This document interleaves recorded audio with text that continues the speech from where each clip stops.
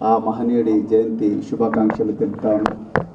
మరి ఈరోజు బాబాసాహెబ్ అంబేద్కర్ గారు అంటేనే రాజ్యాంగం, రాజ్యాంగ విలువలు, స్వేచ్ఛ, సమన్యాయం, సమానత్వం, సౌభ్రాతృత్వం, ఈ 4 విలువలు 4 పాదాల నడవాలని చెప్పేసి రాజ్యాంగంలో పీఠికలో బాబాసాహెబ్ అంబేద్కర్ గారు పొందుపరిచారు.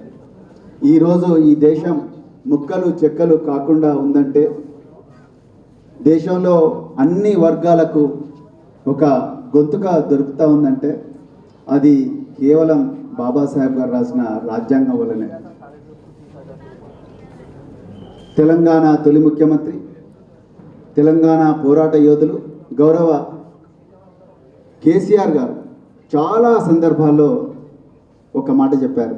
ఈరోజు తెలంగాణ ఏర్పాటుకు కూడా బాబాసాహెబ్ అంబేద్కర్ గారు రాసిన రాజ్యాంగంలోని ఆర్టికల్ 3 కారణమని చాలాసార్లు చెప్పారు. నిజంగా ఆ మహనీయుడి మీద గౌరవంతో, ఆ మహనీయుడి త్యాగాల ఫలితంగా మరి వచ్చిన ఈ రాజ్యాంగం.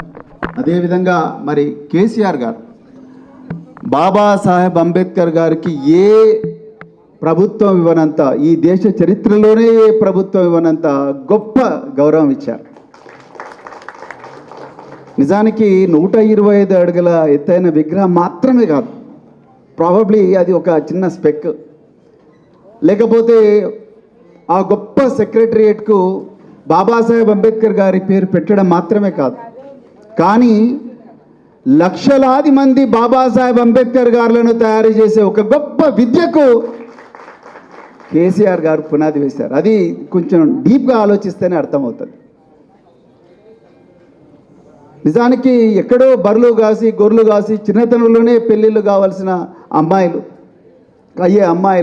లేకపోతే ఊర్లలో వివక్షకు గురై పట్టణ ప్రాంతాలకు రాలేని విద్యార్థులు, వీళ్ళందరూ కూడా ఈరోజు ఎంతో సుఖంగా, ఎంతో ఆత్మవిశ్వాసంతో కేవలం ఈ దేశంలోనే కాదు, సరిహద్దులు దాటి విదేశాల్లో కూడా చదువుకుంటారంటే కేవలం కేసీఆర్ గారి దార్శనికతనే కారణం.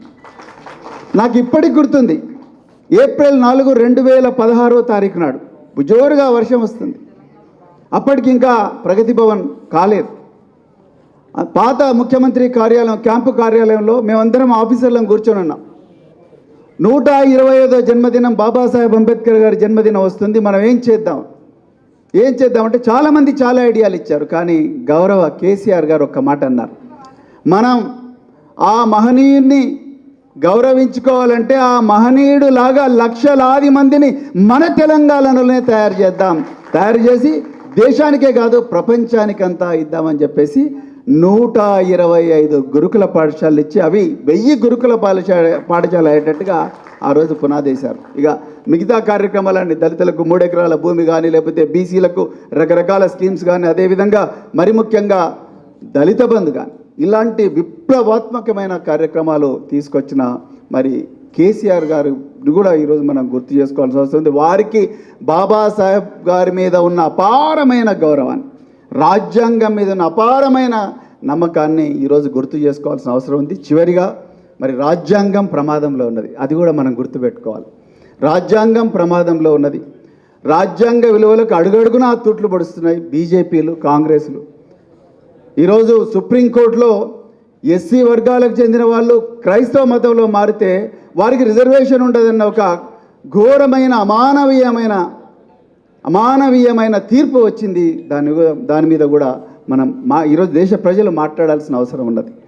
మన తెలంగాణలో బాబాసాహెబ్ అంబేద్కర్ గారు ఏదైతే స్వేచ్ఛ అనేది ఆర్టికల్ 19 ద్వారా మనకు ఒక హక్కు ఇచ్చారో, ఆ హక్కును ఈరోజు తెలంగాణ ప్రభుత్వం హేట్ స్పీచ్ బిల్లుతోని ఆ హక్కును ఒక్క దెబ్బతో కాలరాసే దుర్మార్గమైన చట్టం తీసుకొచ్చే ప్రయత్నం చేస్తూ ఉన్నది. ఎన్నో అక్రమ కేసులు, మాట్లాడితే కేసు, నడిస్తే కేసు, సోషల్ మీడియాలో ఒక పోస్ట్ పెడితే కేసు, అంటే ఆర్టికల్ 19 అడుగడుగునా తూట్లు పొడుస్తుంది ప్రభుత్వాలు. చివరిగా జీవో నెంబర్ 17, దీని మీద మనం అందరం మాట్లాడాలి.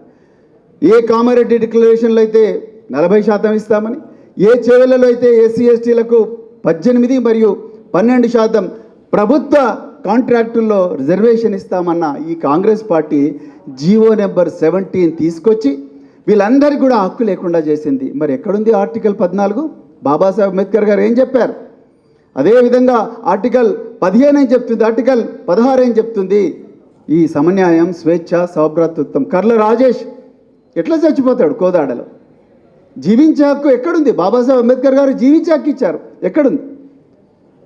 విషాహారం ఘటనలు విపరీతంగా జరుగుతూ ఉన్నాయి. 130 మంది విద్యార్థులు గురుకుల పాఠశాలలో చనిపోయారు.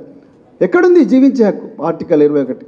అందుకొరకు వీటన్నిటి మీద కూడా మనం మాట్లాడాల్సిన అవసరం ఉంది. మరి ఇంత ఒక గొప్ప పవిత్రమైన సన్నివేశంలో నాకు మరి బాబాసాహెబ్ అంబేద్కర్ గారి గురించి మాట్లాడే అవకాశం ఇచ్చినందుకు, అదేవిధంగా గౌరవ కేసీఆర్ గారికి వారు రాసిన రాజ్యాంగం యొక్క రాజ్యాంగ విలువలు స్వేచ్ఛ, సమానత్వం, సమన్యాయం, సౌభ్రాతృత్వం మీద ఉన్న గౌరవాన్ని మరొక్కసారి గుర్తు చేసుకునే అవకాశం ఇచ్చినందుకు మరి సభాధ్యక్షుల వారికి ధన్యవాదాలు చెప్తూ జై భీమ్.